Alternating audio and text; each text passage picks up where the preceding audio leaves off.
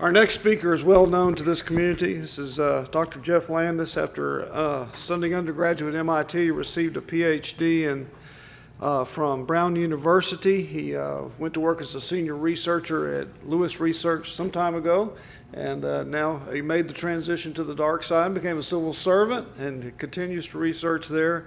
I've known Jeff a long time. I made a presentation in 2014 of a concept I thought was original, only to find out later he'd thought of the whole thing 30 years earlier. So, Jeff, please come. Good morning. So Slava gave an excellent presentation about why the solar gravitational lens is interesting. Now I will do a presentation about why it is difficult. The solar gravitational lens is a fascinating object, but getting images from the gravitational lens is not going to be easy. The background is something that Slava has already talked about. The fact that a massive body deflects light is, of course, one of the classic consequences of general relativity. And because of that, it can act as a lens, and as mentioned, since 1979, there have been people proposing you can use this lens. It is, in a sense, a giant telescope, and telescope that's actually an area smaller than the sun, but that's much larger than actual physical telescopes. So can we use it to image extrasolar planets? Well, yes. The theoretical magnification is high enough to image not merely the planet, but to map the surface. But there's practical difficulties here. The challenge of the mission is tough. 550 AU is difficult, but it is interesting to us precisely because it's difficult. There's not a whole lot to look at this far from the sun, so it is a potential interstellar precursor. Of course, elsewhere in this meeting, people are talking about how to get there, but I just want to show a couple of the proposals. Even back in 1987, JPL did a conceptual design for this one, the 1,000 astronomical unit mission, which would go out to a distance of the gravitational lens. Here's something that I like perhaps a little bit better, the idea of solar or laser-pushed light sails. Here's a concept, in fact, that Greg Matloff has been talking about quite a bit, where a solar sail comes in very close to the sun in order to get high-intensity sunlight to push it out toward the gravitational lens. Well, here's the physics. Perhaps I shouldn't go too much into detail here, but the interesting thing to note is that because you can only image light which does not pass through the sun itself, you need the Einstein ring to be outside the surface of the sun. That puts a minimum distance of about 550 astronomical units for the focus. It's worth noting, of course, that as you get further and further away, the focus is not a single place. It's not a point focus, but it is a line of focus. This is actually good in some sense. It means you don't have to stop at a point in order to focus. But if you're traveling out at tens or possibly even hundreds of AU per year, you stay in a gravitational focus as long as you're going radially outward from the sun. Well, let's see what some of the difficulties here are. The lens is pointed at a target exactly on the far side of the sun. So if you want to re-aim at a different target, say 1 degree away, you have to move 1 degree, which at 550 AU or further is a long distance. To get 1 degree of pointing of your telescope, you'd have to move 10 astronomical units, the distance to Saturn. What this means is essentially the telescope is not repointable. You pick your target before you launch, and you are then set on that target. It is a single-purpose telescope. It also means that to aim at a target far away, you need to position yourself extremely well. You're at a distance of in the order of maybe 90 trillion kilometers, and you need to find your point to within a distance of something like 10 kilometers just to image the planet. Here's the geometrical optics of it. If we're now looking at the sun as just a lens and don't think too much about what type of lens it is, it's a lens with a focal length of greater than 550 astronomical units. All of you telescope users out there know that magnification is proportional to the focal length, so the gravitational lens produces an image at a conceptual focal plane, and you can figure out how big that image is. And here's how big it is.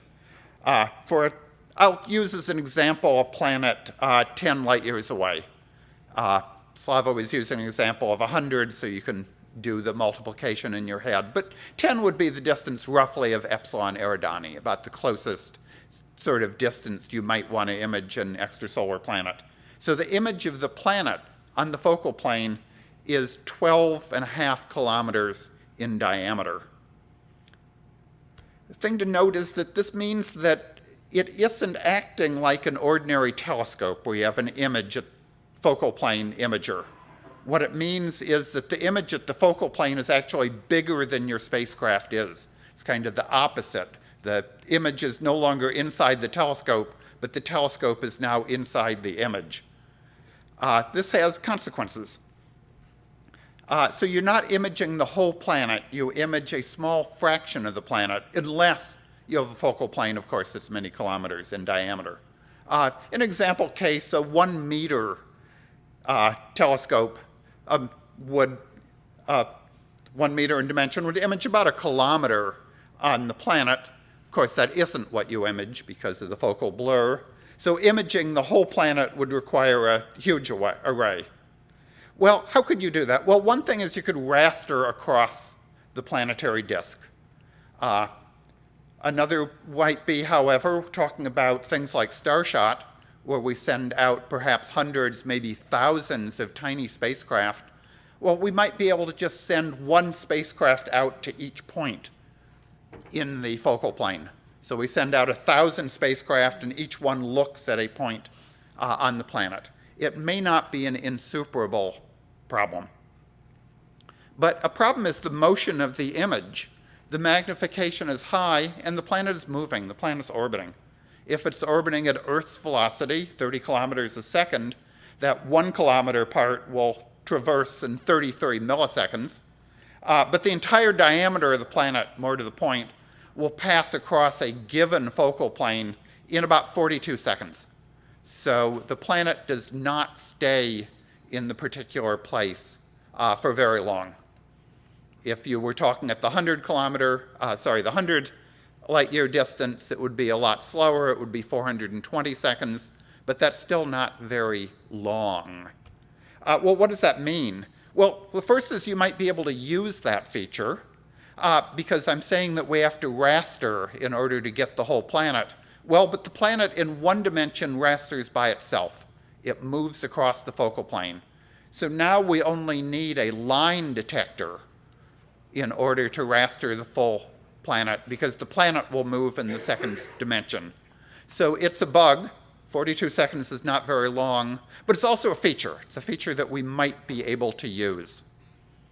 Well, let's calculate gain. Slava gave us some information on theoretical gain at the diffraction limit.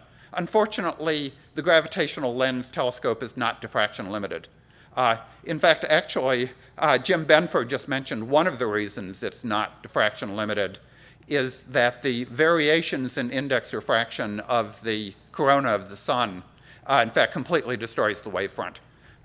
The blurring due to that alone is going to hurt your image beyond the diffraction limit. But let's look at the geometrical magnification.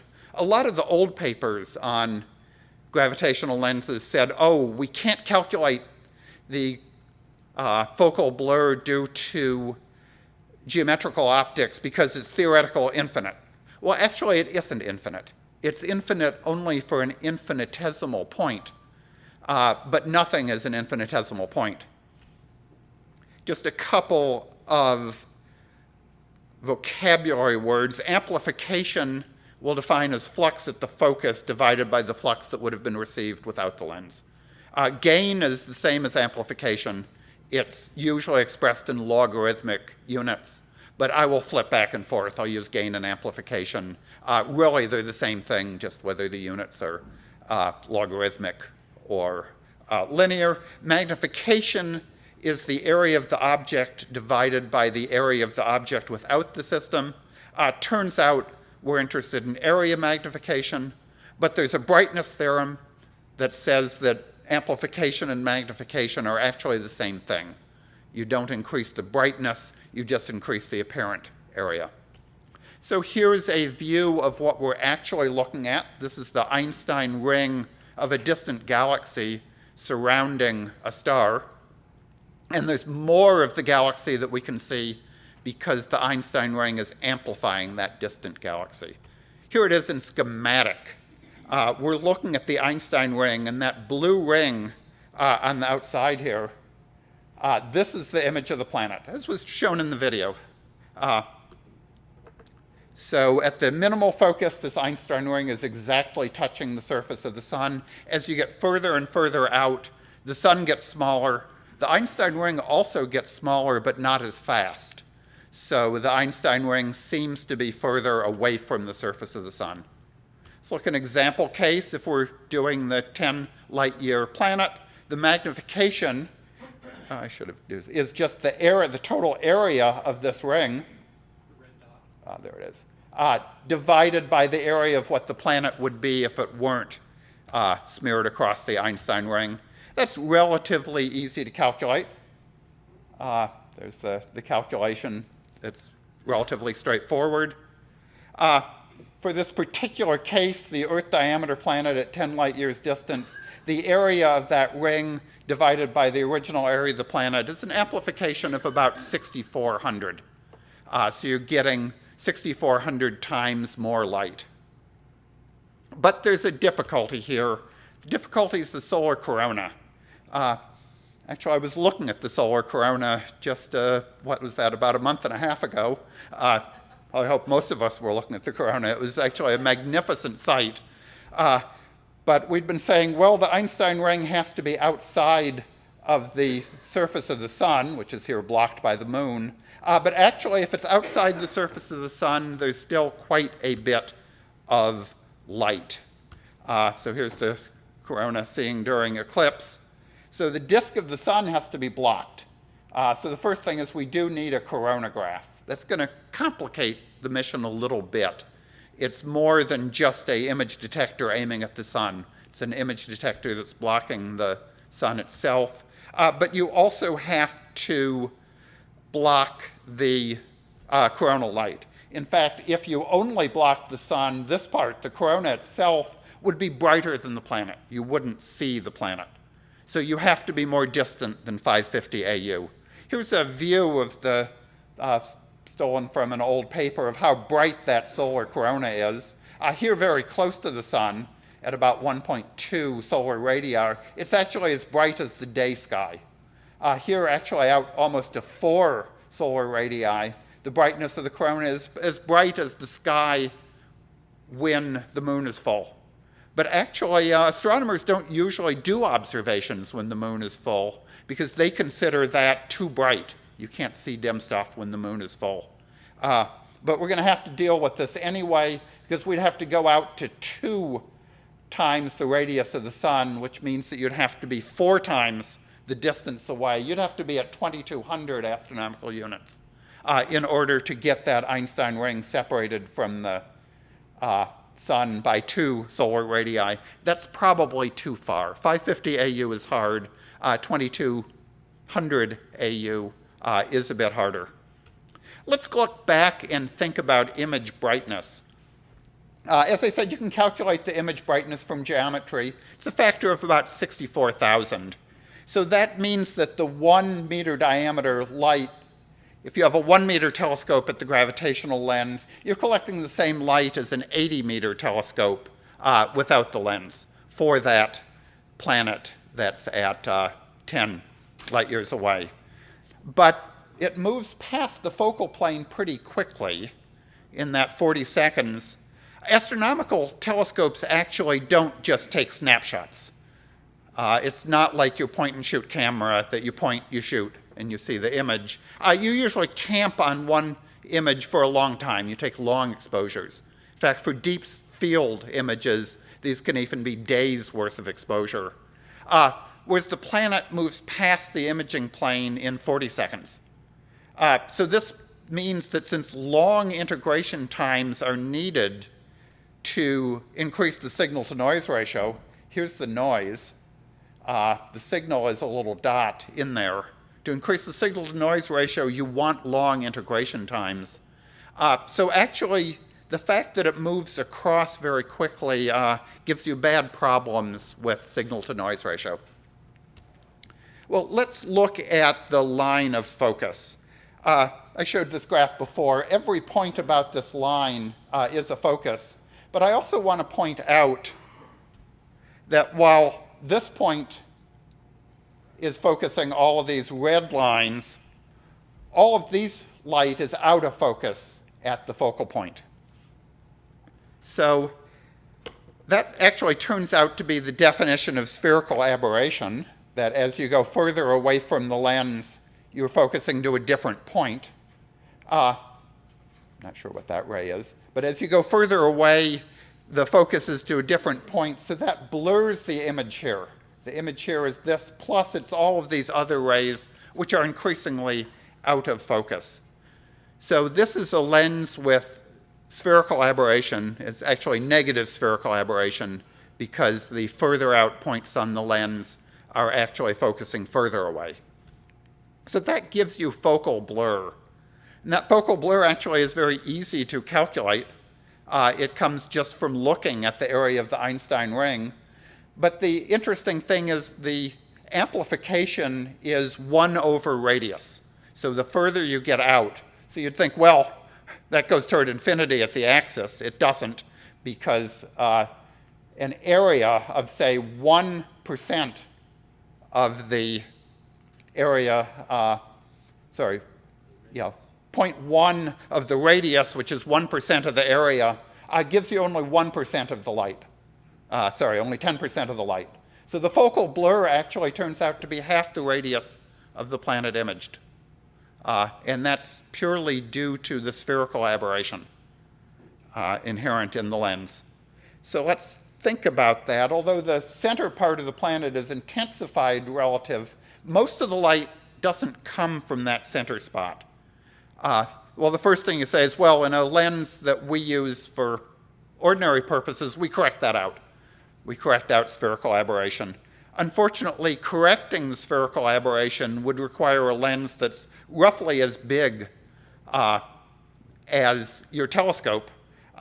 So in this case, it would require a lens that could resolve the width of the Einstein ring.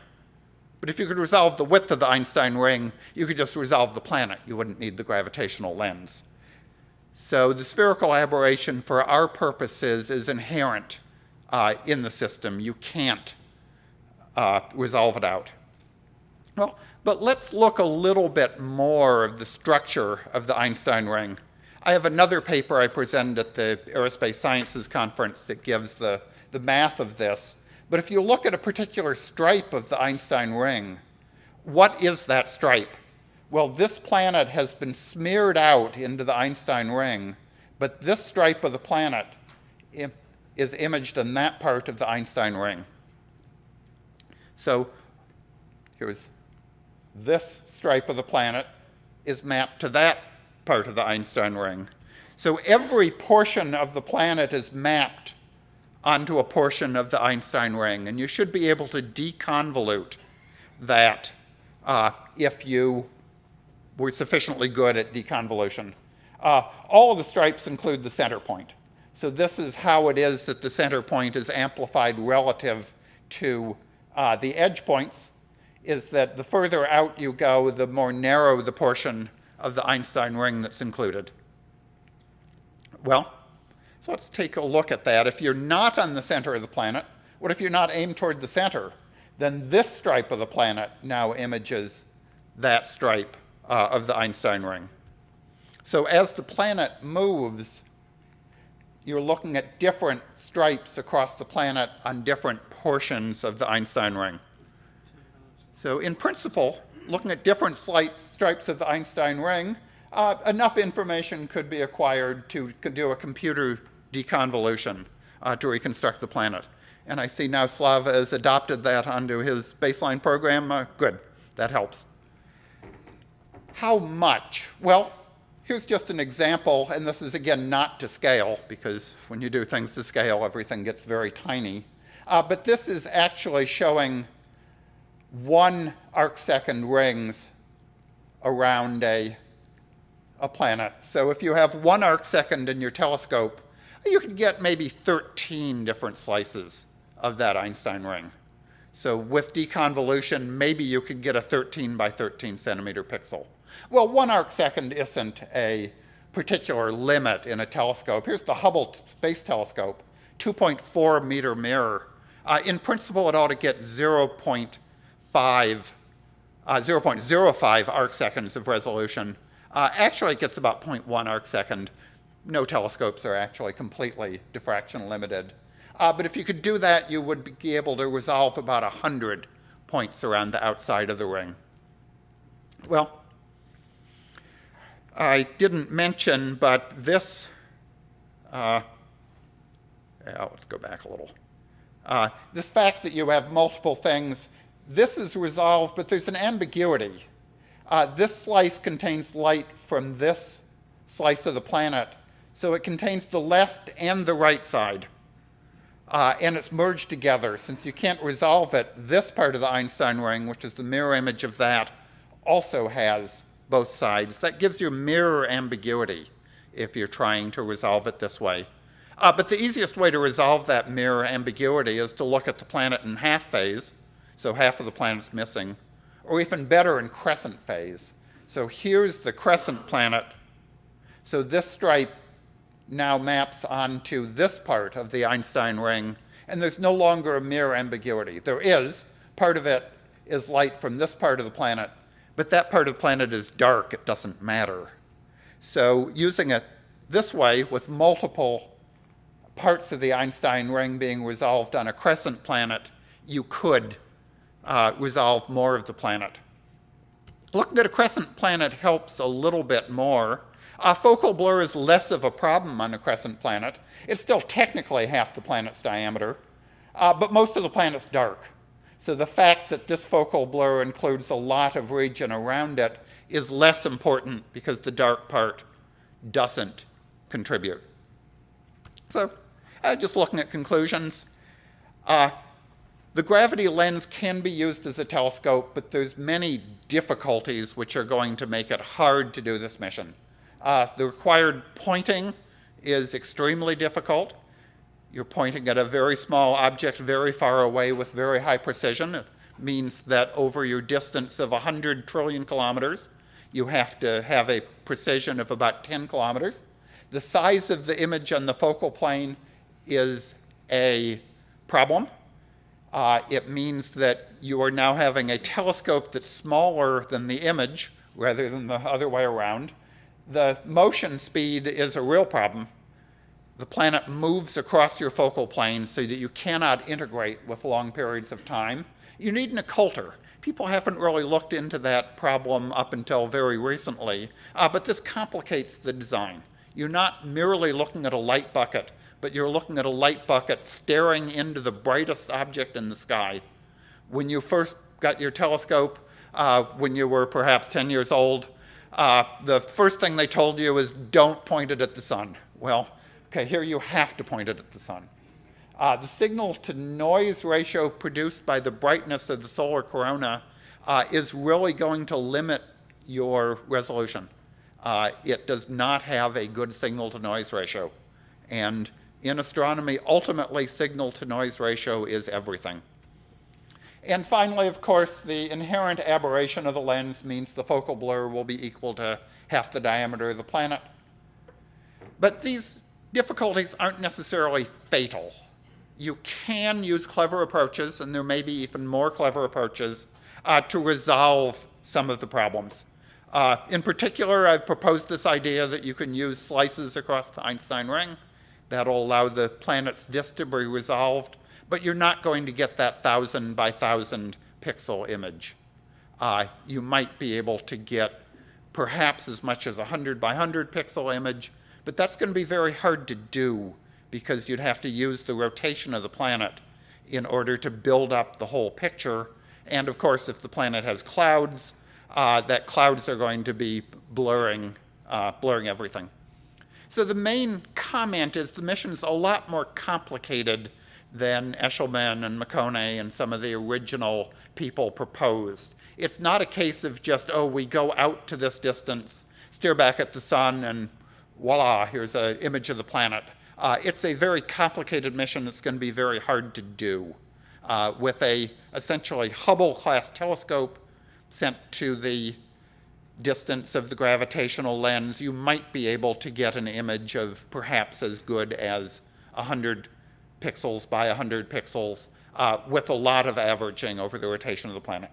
So, okay, some of these calculations are in this paper if you want more of the details. It was presented at the AIAA.